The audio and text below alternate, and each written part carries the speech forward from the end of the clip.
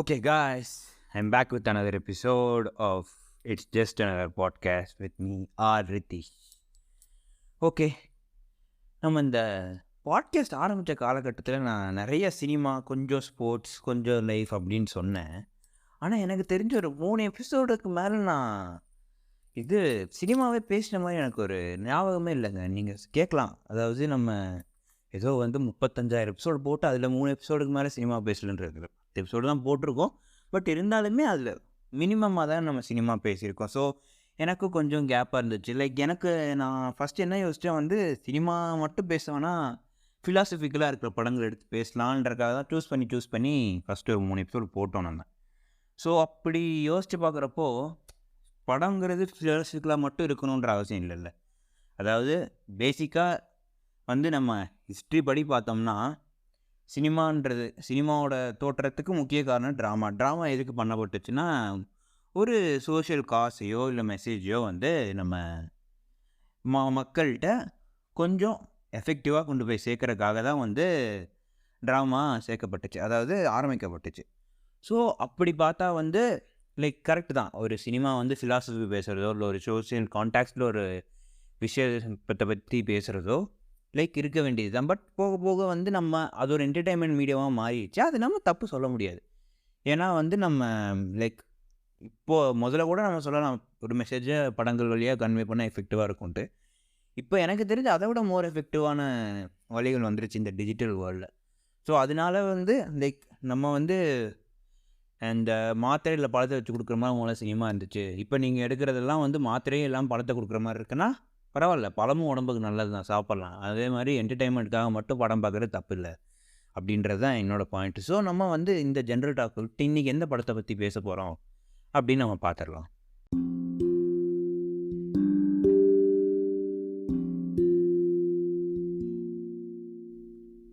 So நம்ம இந்த வாரம் எந்த படத்தை பற்றி பேச போகிறோம் அப்படின்னு பார்த்தோம்னா, 2017 ரன்பீர் கபூர், கட்ரினா கைஃப், சஸ்வதா சாட்டர்ஜி எல்லாம் நடித்து ரிலீஸ் ஆன ஜகா ஜோசஸ் படத்தை பற்றி பேச போகிறோம் நம்ம. ஸோ என்னடா அவன் எல்லாம் எப்போ பார்த்தாலும் ஹிந்தி படத்தை பற்றி பேசுகிறான் அப்படின்னு நீங்கள் கேட்கலாம். ஆக்சுவலி நான் ஆஃப் லேட் கொஞ்சம் நிறைய ஹிந்தி படங்கள், இங்கிலீஷ் படங்கள் பார்த்துட்டு இருக்கேன். ஸோ அதனால் அதுதான் என்னோடய மைண்டில் ஃப்ரெஷ்ஷாக இருக்குன்றனால தான் ஒரே நான் ஹிந்தி படத்தை பற்றி பேசுகிறேன்னே தவிர இந்த மாதிரி ஹிந்தி தான் பேசணுன்றது கிடையாது. ஸோ ஜகா ஜோசஸ் படத்தை பற்றி நம்ம பார்த்தோம்னா ஆக்சுவலி இந்த படம் ரிலீஸ் ஆன டைமில் பயங்கரமான ஃப்ளாப், அதாவது இந்த பாக்ஸ் ஆஃபீஸ் பாம்புன்னு சொல்லுவாங்களா, அந்த மாதிரி ஒரு ஃப்ளாப் இந்த படம். பட் எனக்கு ஜென்ரலாகவே ரன்பீர் கபூரோட படங்கள் பிடிக்கும். பெருசாக அவரோட ஆக்டிங் டிசப்பாயின்ட் பண்ணாது. அது மட்டும் இல்லாமல் அவரோட ஸ்டோரியுமே எந்த இப்போ எப்படி சொல்கிறது, சென்ஸ்லெஸ்ஸாக ஒரு படம் அவரோட எனக்கு தெரிஞ்சு சூஸ் பண்ணி நடித்து நான் பார்த்ததில்லை, பேஷ்ரம் தவிர. ஸோ அதனாலே இந்த கொஞ்ச நாளுக்கு முன்னாடி இந்த படத்தை பார்த்தேன். ஸோ கொஞ்சம் இன்ட்ரெஸ்டிங்காக தான் பார்த்தேன். ட்ரெய்லருமே பார்த்தா ரொம்ப ஒரு எப்படி சொல்கிறது, ஒரு அட்வென்ச்சரஸ் ஃபிலிம் மாதிரி தான் இருந்துச்சு. ஸோ இந்த படத்தோட ஜானர் பற்றி பார்க்கலாம் நம்ம. ஆக்சுவலி இந்த ஜானர் பற்றியே நம்ம நிறையா பேசலாம். ஏன்னா இந்த படத்தோட ஜானர் சொல்கிறேன்னு கேளுங்க. It is a musical detective thriller. அதுலேயே ஒரு கான்ட்ரடிக்ஷன் இருக்குது பாருங்கள். மியூசிக்கல் அப்படின்னா கொஞ்சம் ப்ளசண்ட்டாக அப்படியே சூத்திங்காக பார்க்குறதுக்கு ஒரு எப்படி சொல்கிறது, ஒரு நம்ம அப்படியே ஒரு ஃபீல் குட்டாக பார்க்குற மாதிரி தான் ஜென்ரலாக நம்ம மியூசிக்கல் படங்கள்லாம் பார்த்து பழகிடும். இதுவே டிடெக்டிவ் த்ரில்லர்னால் எட்ஜ் ஆஃப் த சீட் அப்படியே விறுவிறுப்பாக அப்படியே நம்ம ஒரு அடுத்தேன்னு பரபரப்பாக பார்ப்போம். அதுதான் டிடெக்டிவ். இது ரெண்டையும் மர்ஜ் பண்ணி எடுக்கணும்னு நினச்சதே it's a very great attempt. அதுக்காக நான் இந்த படத்தை பார்க்கணும்னு சொல்ல, நான் சொல்கிறேன் இந்த படம் ஏன் நல்லாயிருக்கும். It's a very great attempt. இந்த ஐடியா அவங்க யோசிச்சா அது இவ்வளோ பெரிய ஸ்கேலில் எக்ஸிக்யூட் பண்ணதே they need a round of அப்ளாஸ்ன்னு தான் நான் நினைக்கிறேன். ஸோ அது மட்டும் இல்லாமல் இந்த மாதிரி கதை எனக்கு தெரிஞ்சு இந்த ஒரு கான்ட்ரடிக்ஷன் தான் படம் நல்லா ஓடுறதுக்கும் காரணம்னு நினைக்கிறேன். பட் வி கான் ஹெல்ப் இல்லைப்பா, உள்ளே வரவங்க எந்த மைண்ட் செட்டில் வருவாங்க நமக்கு தெரியாது. So we leave that. எனக்கு இந்த படம் ஏன் பிடிச்சது அப்படின்றத மட்டும் நம்ம பார்த்துடலாம். ஸோ சொன்ன மாதிரி இது ஃபர்ஸ்ட் இந்த படத்தோட ட்ரீட்மெண்ட் மியூசிக்கல் டிடெக்டிவ் த்ரில்லர்ன்றது எனக்கு ரொம்ப பிடிச்சிருந்துச்சு. ஆனால் அதையுமே எப்படி சொல்கிறது, அந்த ஒரு நம்ம மியூசிக்கல்னாலே ஜென்ரலாக படம் பார்க்க ப்ளசண்ட்டாக தான் இருக்கும். அந்த ஒரு ப்ளசன்ட்னஸ் படத்தில் இருக்கும். அதே நேரத்தில் அந்த ப்ளசன்ட்னஸோட அந்த அவங்க ப்ளே பண்ணுறது ட்ராமா டிடெக்டிவ் த்ரில்லரில் ஒரு அடுத்தடுத்து என்ன கண்டுபிடிக்கிறாங்க அப்படின்ற ஒரு ட்ராமா அந்த படத்தில் உண்மையாலுமே நல்லாவே செட்டப் ஆகிருக்கும் அந்த படத்தில். ஸோ இந்த படத்தோட பேசிக் பிளாட் என்னென்னு பார்த்தோம்னா, ஜகா தான் டைட்டில் கேரக்டர் தான் ரன்பீர் கபூர் ப்ளே பண்ண கேரக்டர். அவர் இஸ் எ ஸ்டாபர். அதாவது சின்ன வயசில் அவங்க அப்பா அம்மா ஒரு ஆக்சிடெண்ட்டில் இறங்க அவர் ஹாஸ்பிட்டலில் செட்டப்பில் தான் வளர்றாரு. அண்டு அவர் ஸ்டாபர், அதாவது வாய்த்திக்கு பேசுகிற ஒரு ஆளுன்றனால அவர் பெருசாக பேசிக்க மாட்டார். சின்ன வயசில் நான் சொல்கிறேன், பெருசாக பேச மாட்டார். லைக் பயம், ஜென்ரலாகவே அந்த ஒரு கான்ஃபிடன்ஸ் கம்மியாக இருக்கும்ல ஸ்டாப் பண்ணுறவங்களுக்குலாம். ஸோ அதனாலேயே வந்து அவர் பேச மாட்டார் பெருசாக. அப்போது என்ன ஆகுது, அந்த டைமில் ஒரு ஆள் வந்து இவங்க ஹாஸ்பிட்டலில் அட்மிட் ஆகிறாங்க. அது வந்து சஸ்வதா சாட்டர்ஜி.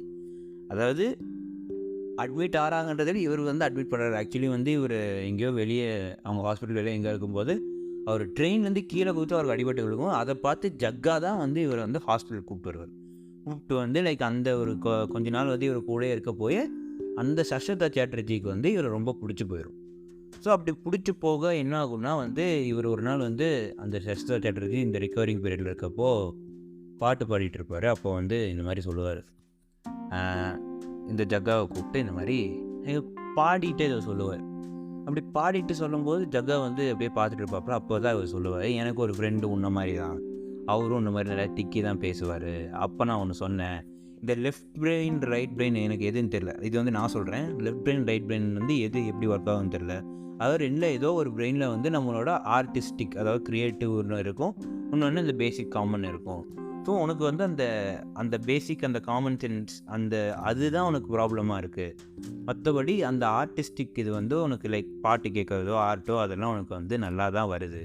ஸோ வந்து நீ என்ன பண்ணு, இனிமேல் நீ யோசிக்கிறதெல்லாம் பாட்டாக பேசினேன்னா அப்போ வந்து உன்னோட க்ரியேட்டிவ் அந்த பிரெயினோட அந்த க்ரியேட்டிவ் சைடு இருக்கும்ல, அது ஒர்க் ஆகிறப்போ உன்னால் வந்து பேச முடியும் அப்படின்ட்டு சொல்லிட்டு பேசுகிறாரு. லைக் பாடி கேள்வி கேட்குறாரு, உன் பேர் என்ன அப்படின்னு. அந்த ஆக்சுவலி இந்த படத்தோட மியூசிக் ட்ராக்கை பற்றி நான் லைக் பின்னாடி சொல்கிறேன். பாடி வந்து ஒரு பேரை கேட்குறாரு. ஜக்கா எந்த அந்த திக்கிறது எதுவுமே இல்லாமல் அழகாக பாடி பேரை சொல்ல, லைக் அவர் அதுக்கப்புறம் பேசுகிறதே முழுக்க முழுக்க வந்து பாட்டு மூலயமாவே பேச ஆரம்பிக்கிறாரு. அதாவது நிறைய பேருக்கு இது ஸ்டூபிடிட்டியாக தெரியலாம், பட் எனக்கு அந்த படத்தோட ஃபீலுக்கு எனக்கு அது வந்து ரொம்பவே பிடிச்சிருந்துச்சு. ஏன்னா கொஞ்சம் ஃப்ரெஷ்ஷான ஐடியா அப்படின்றனால எனக்கு ரொம்ப பிடிச்சிருந்துச்சி. ஸோ இந்த மாதிரி ஜக்கா வந்து லைக் பாடியே எல்லாத்திட்டையும் கான்வர்ஸ் பண்ணுறது, அதாவது எல்லா டைமும் இல்லை, குட்டி குட்டியாக பேசுகிறப்போ திக்கி பேசுவார். பெருசாக பேசினா அவர் பாடி தான் ஒரு நாள் பேச முடியுன்றனால பாடியே பேசுகிறாரு. அதனாலே வந்து இவருக்கு வந்து ரொம்ப பிடிச்சி போயிடுது. யாரை? டூட்டி ஃபூட்டி. அதாவது டூட்டி ஃபூட்டின்னு தான் தன்னை இன்ட்ரடியூஸ் பண்ணிப்பார் ஜக்காட்ட, இந்த சஸ்வதா சாட்டர்ஜி கேரக்டர். ஸோ அவர் வந்து டூட்டி ஃபூட்டின்னு தன்னை இன்ட்ரடியூஸ் பண்ணிக்கிட்டு இருக்கார். ஸோ இது என்ன ஆயிடுது, இந்த சஸ்வதா சாட்டர்ஜி கேரக்டரே ஜக்காவை வந்து அடாப்ட் பண்ணிக்கிறார். அடாப்ட் பண்ணி அவர் கூடயே வளர்க்குறாரு. லைக் நிறைய விஷயங்கள் சொல்லித்தராரு. அந்த மாதிரி இருக்க போக ஒரு நாள் என்ன ஆயிடுச்சு வந்து இவர் கிளம்பி போயிடுறாரு சஸ்வதா சாட்டர்ஜி. இவரை வந்து ஒரு போர்டிங் ஸ்கூலில் விட்டுட்டு, ஜக்கா ஒரு போர்டிங் ஸ்கூலில் விட்டுட்டு டூட்டி ஃபூட்டி வந்து கிளம்பி போயிடுறாரு. போயிட்டு வந்து திரும்பியே வரல. அது ஜக்கா கிளம்புறப்பே தெரியும் இதுமாதிரி திரும்பி வரமாட்டார் அப்படின்ட்டு. அதனால லைக் ஜக்கா வந்து அப்படியே வந்து தன்னோட ஸ்கூல் வாழ்க்கையை வாழ்ந்துட்டு இருக்காரு. லைக் அந்த ஸ்கூலில் வளர்றாரு, கொஞ்சம் பெரிய பையன் ஆகிறாரு. அப்புறம் பெரிய பையன் ஆக ஆக வந்து அவரோட டிடெக்டிவ் ஸ்கில்ஸ் ரொம்ப ஸ்ட்ராங்காக இருக்குது அப்படின்றது அவர் மட்டும் இல்லை, அவர் சுற்றி இருக்கவங்களும் எல்லாத்துக்குமே தெரியுது. ஸோ அந்த டிடெக்டிவ் மைண்டு வந்து அவருக்கு ரொம்பவே நல்லா ஒர்க் ஆகும். லைக் என்னென்ன அவர் லோக்கல் போலீஸே அவர்கிட்ட வந்து ஹெல்ப் கேட்குற மாதிரி தான் அவர் லைக் ஹெல்ப் பண்ணுவார். ஸோ அந்த மாதிரி தான் ஹி க்ரோஸ் அப். அது மட்டும் இல்லாமல் டூட்டி ஃபூட்டிட்டு இருந்த வருஷம் ஒரு உலகத்தில் எந்த மூலையில் இருந்தாலும் ஜக்கா பர்த்டே ஆனால் இவர் டேப் ஒன்று வந்துடும் ஜக்காவுக்கு. ஸோ அந்த டேப்பில் வந்து இவருக்கு விஷ் இருக்கும். ஒவ்வொரு பர்த்டேக்கும் புதுசாக சொல்லி தருவார். இப்போது ஃபார் எக்ஸாம்பிள் நமக்கு ஒரு 16-17 வயசு தான் மீசை வரும்னு வைங்களேன், என்ன எக்ஸப்ஷனில் விட்டுருங்க. நார்மலாக ஒரு அழகு 16-17 வயசில் மீசை வரணும். ஒரு 17th or 18th பர்த்டேக்கு ஷேவிங் எப்படி பண்ணணும்னு சொல்லி தராரு. லைக் அதை வச்சு தான் ஜக்கா வந்து அந்த ரெஸ்ட் ஆஃப் த இயரையே வாழ்கிற மாதிரி அந்த டேப் இருக்கும். அந்த மாதிரி தான் வந்து ஒரு டேப் அனுப்புவார் வருஷம். ஸோ அந்த மாதிரியே ஜக்கா வந்து தன்னோட லைஃப்பை லீட் பண்ணிட்டுருக்க டைமில் ஒரு வருஷம் வந்து டேப் வரல. அதே நேரத்தில் லைக் சரி அந்த போஸ்ட்டு சரியாக ரீச் ஆகாதனால தான் டேப் வரல அப்படின்னு ஜக்கா நினச்சிட்டு விட்டுருவாப்புல. அப்புறம் என்ன ஆகும், ஒரு 3-4 நாள் கழித்து வந்து நியூஸ் வரும்.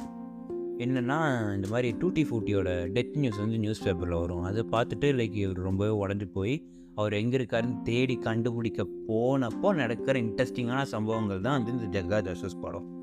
ஸோ வந்து பேசிக்கலி இதனால தான், அதாவது நீங்கள் அந்த மியூசிக்கல்ன்றக்கே அவங்க ஒரு லாஜிக் கொடுத்துருப்பாங்க. அதுதான் எனக்கு ஆக்சுவலி அதுவும் ஒரு ரொம்ப பிடிச்ச படம். லைக் பிடிச்ச படன்றத பிடிச்ச ஒரு ஆஸ்பெக்ட் இந்த படத்தில். ஸோ நம்ம இந்த படத்தில் எனக்கு இன்னும் பல ஆஸ்பெக்ட்ஸ் பிடிச்சிருக்கும். அது என்னென்னு நான் சொல்கிறேன். லைக் சீன்ஸாகவும் சொல்கிறேன், ஆஸ்பெக்ட்ஸாகவும் சொல்கிறேன். ஃபஸ்ட்டு நான் சொன்னது இந்த கான்ட்ரடிக்டரியான ஜானர். ரெண்டாவது விஷயம் கேரக்டரைசேஷன். ஜக்காவோட கேரக்டரைசேஷன் ஒரு ஸ்டாபர், ஆனால் மியூசிக்கிலேயே தன்னோட எக்ஸ்பிரஷனை காட்டுற ஒரு ஆளுன்றது ஒரு இன்ட்ரெஸ்டிங்கான கேரக்டர்.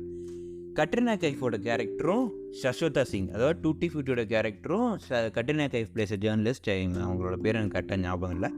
அந்த கேரக்டரும் வந்து similar type of character sketches தான். அதாவது 2 பேரையுமே பேட் லக் அப்படின்ற மாதிரி தான் வந்து இந்த படத்தில் போர்ட்ரே பண்ணியிருப்பாங்க. அதாவது எப்படி சொல்கிறது, லைக் ஜென்ரலாக அவங்க என்ன பண்ணாலும் அவங்க பேட் லக்கிலேயே வந்து இருக்கும் அவங்க பண்ணுற எல்லாமே. ஏதாவது எடுத்தால் கீழே போட்டுறது, ஏதாவது பண்ண போனால் அதுக்கு எடுத்து போகிறதுன்ற மாதிரி 2 பேருக்குமே சிமிலராக தான் கேரக்டர் இருக்கும்.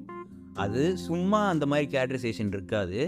ஆக்சுவலி அந்த கேரக்டரைசேஷன் ஒரு காரணம் அந்த படத்தில் இருக்குது. என்னென்னா, டூட்டி ஃப்ரூட்டி காணாமல் போனதுக்கப்புறம் கட்ரினா கைஃபோட ஆக்டிவிட்டீஸ், அதாவது எப்படி சொல்கிறது, அவர் எங்கெங்கெல்லாம் போனாருன்றப்போ கட்ரினா கைஃபோட ஆக்டிவிட்டீஸை வச்சு தான் ஜகா ஒன்றா வந்து கிராக் பண்ணுவார். கடைசியில் இன்ட்ரெஸ்டிங்காக அவர் இங்கே தான் இருக்காருன்னு கன்ஃபார்ம் பண்ணுறதுமே அப்படி தான் பண்ணுவாங்க. எப்படின்னா, அவங்க ஏதோ ஒரு படிக்கல நடந்து போயிட்டு இருக்கப்போ லைக் எப்படி ஆயிரும், ஜக்கா வந்து படிக்கல கரெக்டாக நடந்து போயிடுவாப்புல, கட்ரினா கைஃப் கீழே விழுந்துருவாப்புல.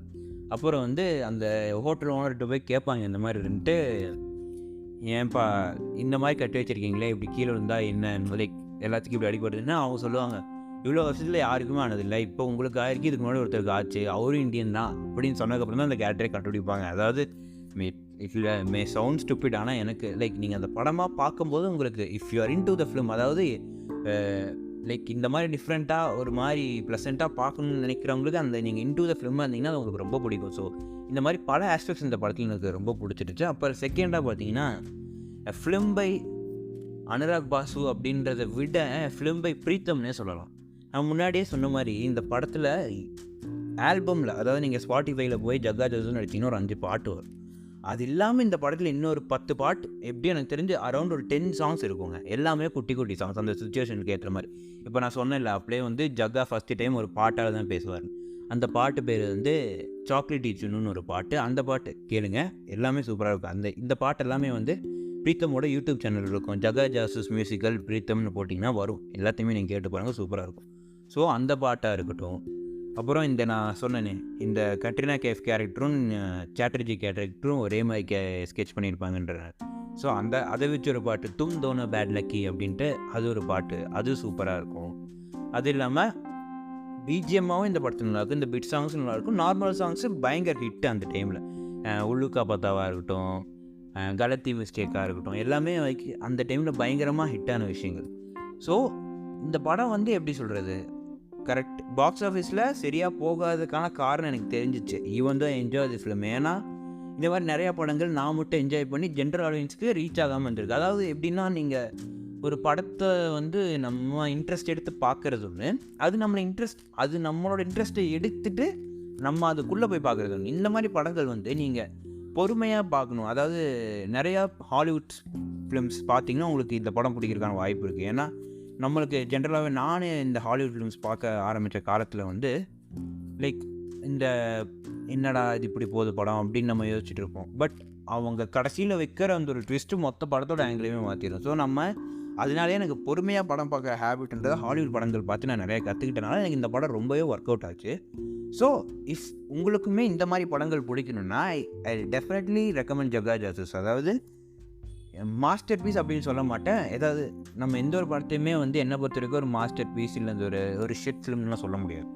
ஸோ எனக்கு ஒரு மாஸ்டர் பீஸாக தெரிஞ்ச படம் உங்களுக்கும் மேபி தெரியலாம். அதாவது இந்த மாதிரி ஆஸ்பெக்ட்ஸ், அதாவது லைக் இந்த லாஜிக், இந்த காமன் சென்ஸ் அதெல்லாமே விட்டுருங்க. காமன் சென்ஸ்னால் எப்படி சொல்கிறது, இந்த படத்தில் பேசிக் காமன் சென்ஸ் இருக்கும், ஆனால் நம்ம ஒரு ஃபேண்டசி படம் பார்க்குற மாதிரி தான் இருக்கும். அதுக்கு முக்கிய காரணம் ரவிவர்மனோட சினிமாட்டோகிராஃபின்னு நான் சொல்லணும். ஏன்னா இந்த படத்தை பார்க்குறப்பே வந்து உங்களுக்கு ஃபுல்லாக ஒரு காமிக் புக் எக்ஸ்பீரியன்ஸாக இருக்கும். அதுவே எனக்கு ரொம்ப பிடிச்சிருந்துச்சி. இந்த ஃபர்ஸ்ட் திங் மியூசிக், சைல்டிஷ்னஸ், இந்த படத்தோட அந்த ஒரு பிக்சரோகிராஃபி, அதெல்லாமே எனக்கு ரொம்ப பிடிச்சிருந்துச்சி. அது இல்லாமல் இந்த படத்தை அவங்க ட்ரீட் பண்ணதே வந்து ஒரு காமிக் புக் மாதிரியே ட்ரீட் பண்ணியிருப்பாங்க. ஏன்னா இந்த படத்தில் வந்து ஸ்டார்டிங்கில் ஜக்கா ஜாசூஸோட கதை வந்து நம்ம கட்ரினா கைஃப் மூலயமா ஒரு காமிக் புக், அதுவுமே வந்து காமிக் புக்லேருந்து தான் சொல்லப்படுது. ஸோ இந்த படத்தோட ட்ரீட்மெண்ட்டே இட்ஸ் அ காமிக்கல்னால் காமெடி அல்ல, இந்த காமிக் புக்கோட ஒரு வேலை தான் இருக்குது. ஸோ ஸ்டார்டிங்கில் ஒரு கட்ரினா கைஃப் வந்து காமிக் புக்கை வச்சு சொல்கிறதா இருக்கட்டும், அதுக்கப்புறம் வந்து இன்டர்வல் அப்போ பிரேக் அவங்களே விடுறதா இருக்கட்டும், அப்புறம் இன்டர்வல் முடிச்சு ஒரு ஒரு ஒரு குட்டி வந்து கொஞ்சம் படம் சீரியஸாக போகும், அவங்களே அதை அட்ரஸ் பண்ணி ரொம்ப சீரியஸாக போகுது, இதில் நமக்கு என்ன யூஸ், நமக்கு ஜாலியாக இருக்கிறத பார்க்கலான்னு சொல்லிட்டு மறுபடியும் அந்த கதை தன்னோட ஓன் பார்த்தா வர்றதா இருக்கட்டும். இந்த மாதிரி குட்டி குட்டி விஷயங்கள் எனக்கு வந்து படத்தில் ஒரு ரொம்பவே எங்கேஜ்டாக, அதாவது எங்கேஜ்னா நீங்கள் இந்த ஃபைட் ஆக்ஷன் அந்த மாதிரி இல்லாமல் நீங்கள் எமோஷன்ஸோட கனெக்ட் ஆகிட்டிங்கன்னா அந்த படத்தில் still it will engage you அப்படின்றத நான் சொல்கிறேன். ஸோ உங்களுக்கு டிஃப்ரெண்ட்டான படங்கள் பார்க்கணும், ப்ளசண்ட்டான படங்கள் நீங்கள் உங்களுக்கு பார்க்க பிடிக்கும்னா I definitely recommend Jagga Jasoos. It is available in Netflix. நீங்கள் பார்க்கலாம், சப்டைட்டில்ஸ் கண்டிப்பாக நெட்ஃப்ளிக்ஸில் இருக்கும். So if you are very much interested நீங்கள் போய் ஜகா ஜாசூஸ் படத்தை பார்க்கலாம். ஸோ ரொம்ப நாள் கழிச்சு சினிமா பற்றி பேசியிருக்கேன். ஸோ உங்கள் கமெண்ட்ஸ் என்னவாக இருந்தாலும் யூ கேன் இன்ஸ்டாமி எப்பயும் போல் தான் ரித்து RITHU._R உங்கள் கமெண்ட்ஸை நீங்கள் தெரிவிக்கலாம். இல்லை இங்கே நம்ம ஸ்பாட்டிஃபைல கமெண்ட் இருக்க ஆப்ஷனை நிறைய பேர் மறந்துடுறீங்கன்னு நினைக்கிறேன். ஆக்சுவலி ஸ்பாட்டிஃபைல பாட்காஸ்ட்டில் கமெண்ட் பண்ண முடியுன்ற ஆப்ஷன் நிறைய பேருக்கு தெரியுமான்னு கூட எனக்கு தெரியாது. இருந்தாலும் நான் ரிமைண்ட் பண்ணுறேன், உங்களோட என்ன தாட்ஸாக இருந்தாலும் நீங்கள் கமெண்ட்லேயே போடலாம். உங்களுக்கு ரொம்ப பிடிச்ச படம் அது நிறையா ரிசீவ் ஆகலை அப்படின்னு நீங்கள் நினச்சிங்கன்னா அந்த படத்தை பற்றி போடுங்க. நான் பார்த்துருந்தா அதை பற்றி பேசுகிறேன், பார்க்கலன்னா பார்த்துட்டு பேசுகிறேன். ஸோ இந்த மாதிரி நம்ம சினிமாவை பற்றி ரொம்ப நாள் கழிச்சு பேசியிருக்கோம். ஸோ இதே மாதிரி இன்னும் நிறைய இன்ட்ரெஸ்டிங்கான ஃபிலிம்ஸ் நம்ம அப்கமிங் எபிசோட்ஸில் பேசுவோம் அப்படின்னு ஒரு நம்பிக்கையோட இன்றைக்கி நான் விடைபெற்றுக்கிறேன். It's me Ritesh from it's just another podcast. See you next week with anything other. So tata, bye bye, take care until then, goodbye.